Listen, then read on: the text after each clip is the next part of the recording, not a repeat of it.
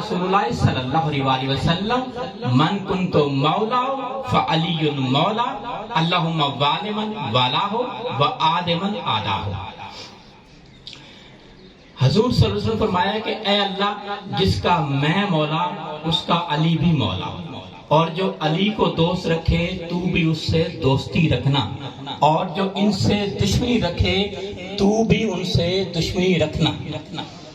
میں ایک سکالر، لوگ مجھے جانتے ہیں لیکن مجھے اپنی حیثیت کا علم ہے، نہ تھی جب اپنے حال کی خبر دیکھتے رہے لوگوں کے عیب و ہنر، پھر جب پڑی اپنے ہی گناہوں پر نظر نگاہ میں کوئی اور برا نہ رہا.